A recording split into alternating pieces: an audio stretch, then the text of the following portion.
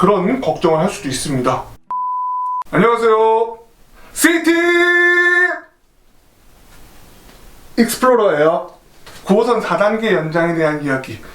지난 영상에서는 어떤 장점이 있을지 간략하게 정리를 하고 우리가 생각해봐야 될 점은 무엇인지 그에 대한 첫 번째 이야기로 한순간에 지하에 너무 많은 일이 일어나서 생기는 걱정에 대해서 이야기를 해봤습니다. 그리고 이제 버스 공급에 대한 우려, 그 전까지 지난 영상에서 언급했는데요. 이번 영상에서 그러면 버스 공급이 부족하면은 지하철이 아무리 잘 돼도 어떤 문제가 있는지 한번 이야기를 해보는 시간을 갖도록 하겠습니다. 이 이야기는 저의 어떤 이야기보다도 노하우가 많이 담겨있는 이야기가 될 거예요. 중간에 영상 끊지 마시고 끝까지 보시면은 여러분들한테 정말 큰 도움이 되지 않을까 싶어요. 상당히 쉽게 알려드리려고 저 생각을 많이 했습니다. 중간 영상 보시다가 구독하고 싶으시면은 오른쪽 하단에 그 버튼 클릭하시면 구독도 가능합니다. 자, 그럼 지금부터 버스 공급에 대해서 한번 이야기를 해보도록 하겠습니다.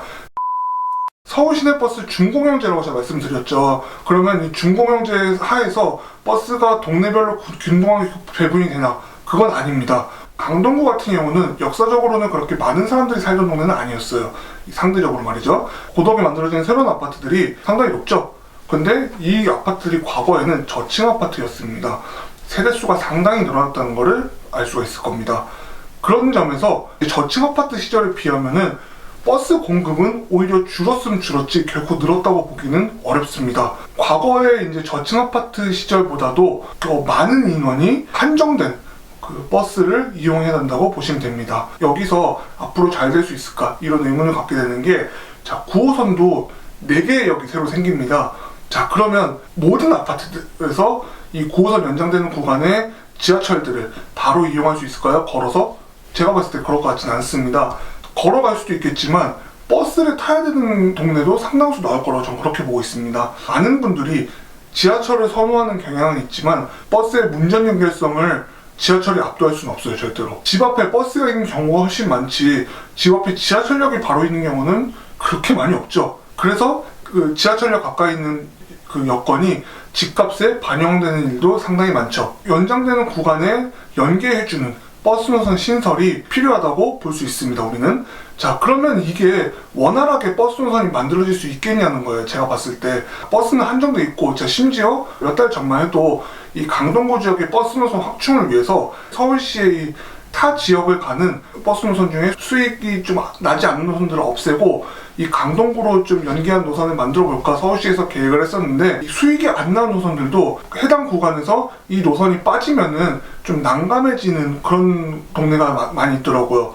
그래서 이게 아예 무산이 됐습니다. 근데 새로 계획한 노선도 강동구에서는 어느 정도 좀 필요한 노선이었어요. 하지만 버스의 대수는 한정돼 있고, 지금 서울시에도 제가 문의를 해보면은 차를 늘릴 계획 자체는 전혀 없어요. 보면은 서울시에 정말 이렇게 아파트들도 많이 늘어나고 세대수도 늘어나고 서울시 전체 인구가 줄어들고 있는 거지 집 자체가 줄어들고 있는 게 아닌데도 불구하고 뭐 버스가 앞으로는 정말 필요가 없을 거다 뭐 이런 식으로 얘기해서 좀 놀란 적도 저는 있거든요, 사실. 자, 지금 이렇게 강동구에 필요한 노선도 원활하게 만들어지지 않는다고 봤을 때 서울 시내버스가 과연 이 지하철역 연계를 충실하게 해줄 수 있을까? 조금 의문이 남습니다. 강동구의 교통 여건 특징을 보면은 버스가들이 5호선 지하철역으로 연계를 상당히 잘 해주는 편인데요. 새로운 9호선역을 연계해주는 버스를 만들려면은 지금 이 지하철역 연계에 충실한 노선들에서 차를 줄여서 이제 새로운 노선을 만들어야 되는 현실인데요. 왜냐하면 서울시에서는 차를 더 이상 늘릴 계획이 없기 때문입니다. 그거는 이렇게 되면은 새로 만들어지는 노선도 차가 여유롭게 확보가 되지 않기 때문에 이용하기 불편할 수도 있고요. 그리고 기존의 5호선역으로 연계해주는 노선들도 이용하기가 불편할 수 있고, 버스 공급 자체가 늘어나지 않으면은 이 지하철역 연계해주는 노선마저도 이용하는 데 불편을 느낄 수 있다는 그런 걱정을 할 수도 있습니다. 이런 점을 어떻게 해결할 수 있을지 좀 전 궁금하긴 합니다. 다만 이제 희망이 좀 있다면은 경기도 버스가 서울 시내버스 역할을 해줄 수 있을 거다. 뭐 이런 정도로 희망을 걸어볼 수 있겠습니다. 사실 지금 강동구에서는 초록색과 흰색이 섞여 있는 게 경기도 일반버스입니다. 자, 이 버스들이 강동구에서도 중요한 발이 되는 구간이 있는데요. 근데 이렇게 되면 앞으로 이 7, 8년 후에는 요금 체계가 또 달라지겠죠? 어떻게 될지 정확하게 모르지만 현재로서는 같은 버스를 이용하고도 250원의 차이가 납니다. 그 생활 속에서 250원씩 더 쓴다 그러면은 생각보다 부담으로 작용하시는 분들도 있을 거라 저는 그렇게 생각을 해요. 경기도 버스를 어떻게 희망을 걸 수 있냐면요. 강동구 이 고덕동 바로 옆 동네가 바로 하남 미사지구입니다. 하남 미사지구에서도 이 9호선을 이용하려는 수요가 있을 것이고, 지하철역 연계해주는 노선을 만드는 데에는 경기도 버스는 조금 더 여건이 좀 수월한 편이기 때문에 실제로도 이 일대에 새로 생긴 노선들은 경기도 노선들이 조금 더 다양합니다.